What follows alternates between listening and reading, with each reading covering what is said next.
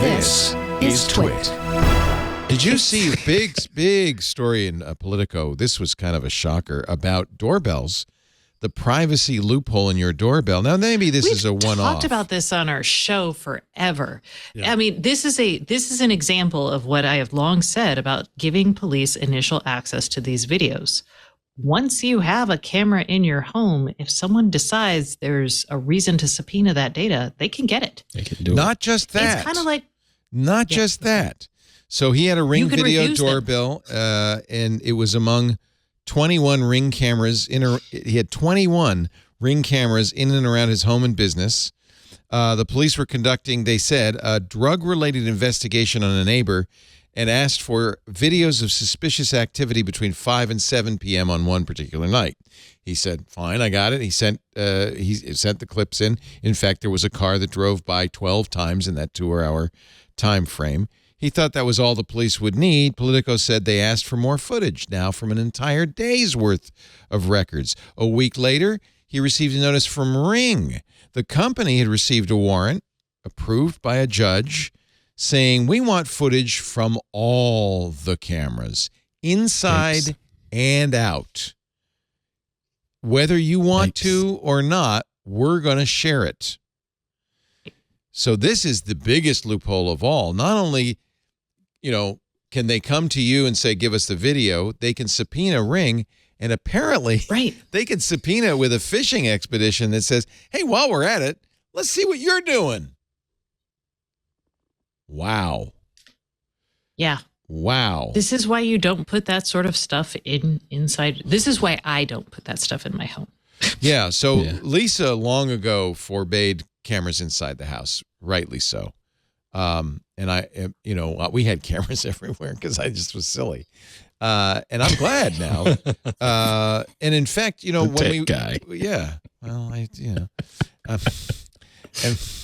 and what could possibly go wrong? And then why would anybody want to see what's going on inside our house? Well, apparently it doesn't matter, right? Because maybe something happened outside, and they said, well, we should just, let's just see what happened inside too. Well, and if you start thinking, if you take this even further, you could say, hey, is this person maybe a person of interest in something else? Right. Maybe we can exert a little pressure on them by doing this. A fishing expedition. Yes. And it's not legal. Why would that be a problem? I don't understand. Yeah. Apparently, according to Politico, all the U.S. state privacy laws, from the strictest regulations in California to the industry-backed law in Virginia, include exemptions if law enforcement asks. So really, you're depending on the judge to have the sense to say, well, why would you want that? And this judge apparently did not. Or you're depending upon the legislature to have done a decent job of protecting your privacy, like good Carl news, Bode said in last week's piece. But no legislature in any of the states has done that. Congress has Ed Markey actually sent a statement with the article. He's a Democrat from Massachusetts. They are part of an ever-expanding web of surveillance in communities across America. I've been ringing alarms about this company's threats to our privacy and civil liberties for years. Good. I see what you did there, Ed. So this is something that's going to happen this year. Y'all shall all prep yourself. Just last week on Wednesday, the White House put out their national cybersecurity strategy for the year, and part of it was privacy. We have historically in the U.S. focused on cybersecurity as without looking at privacy, without regulating anything related to privacy, even though they are closely related. But this year we're actually getting to that. We see it with the White House calling for legislation and rules around rulemaking around privacy, individual privacy and data privacy for connected devices. The CSA, the organization behind Matter, has started a privacy working group. And something else just happened related to this that I can't remember. Does our leadership really understand the difference between security versus privacy? I should point out that Congress did have a privacy law, which was killed in committee. But even that national privacy law had a loophole for police warrants. Well, yes. Although, if you want to just get around giving company data to the police, you can just be like, okay, fine, we're just not going to do it, like Volkswagen did with the carjacking case. And then what? Did y'all see this? And then what happened? So Volkswagen, they basically, Volkswagen, a woman, she was pregnant, just to add insult to injury here, with a 2-year-old in her new Volkswagen with location tracking, was carjacked. And when she told the police, and they took the car with her 2-year-old strapped inside his car seat. So when she went to the police called Volkswagen, and they're like, we know you have the Find My feature. Can you please tell us where this car is? There's a child inside. And this was the police, not the woman.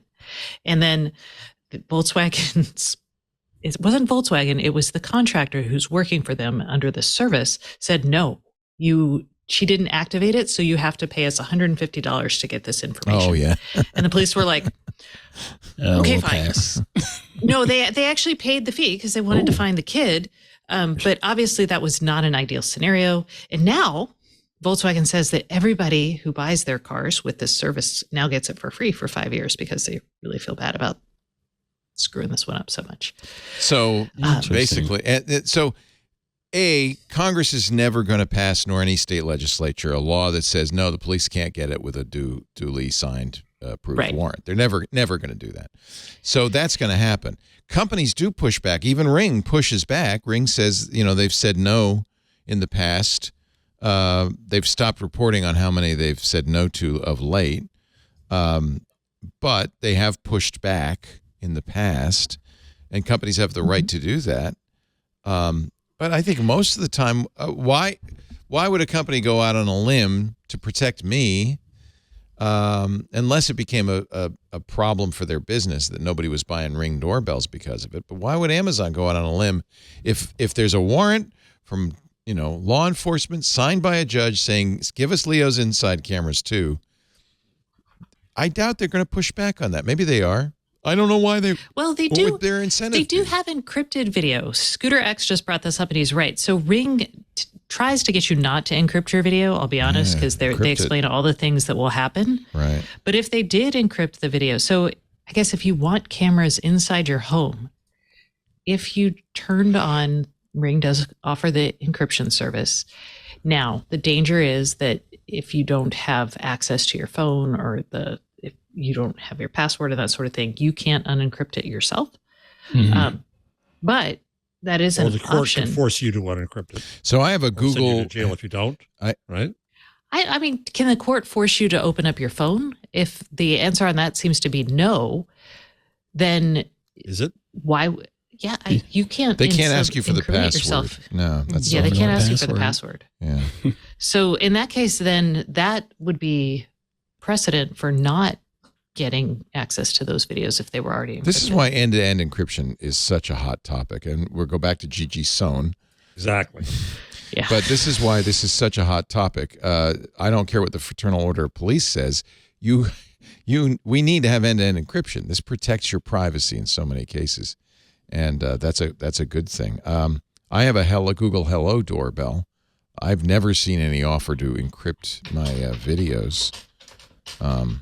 I didn't put the Nest cams back up, though. I had taken them down. I think we still, I have one looking at me right now. We still have them here in the studio for security reasons. It's just, and maybe this is a completely isolated case, but this guy, Larkin, quite reasonably is pissed because he has no say in this, and all the footage that's set back up to the Ring server from the cameras in his home and his business are now being just, whoop, here you go, sent off to law enforcement, even though this is a crime that he has nothing to do with. In fact, those cameras from the business aren't even in the same neighborhood, but they got it all. That's just not okay. I mean, when I ran local sites, the worst offenders in subpoenaing us for information for chatters' IP addresses were cops. The police. Yeah. It was because it was cops seeking other cops who were gossiping about them. Oh dear. Yeah, well, that's another problem. The lieutenant would say, somebody in this department is saying bad things about me, and I'm going to find them, and their ass is grass, and then come after us. Great. So we started erasing data. Yeah, as a journalist, I mean, you don't keep like I don't keep my notes. I have a very strict, like every 6 months or so, if a story is done, I chunk my notes because I don't want to have that information available. Which is a shame for the books you want to write, or I don't want to write any books, but yes. Well, you never know, though. You might down the road. wants you to write them. Yeah. You will. I had that interview with Gigi Sohn, and she became the first woman to live on Mars, and I wish I had my interview notes. You never know, right? You don't know. Hey, I'm Rod Pyle, editor-in-chief of Ad Astra Magazine, and each week I join with my co-host to bring you This Week in Space, the latest and greatest news from the final frontier. We talk to NASA chiefs, space scientists, engineers, educators, and artists, and sometimes we just shoot the breeze over what's hot and what's not in space, books, and TV. And we do it all for you, our fellow true believers. So whether you're an armchair adventurer or waiting for your turn to grab a slot in Elon's Mars rocket, join us on This Week in Space and be part of the greatest adventure of all time.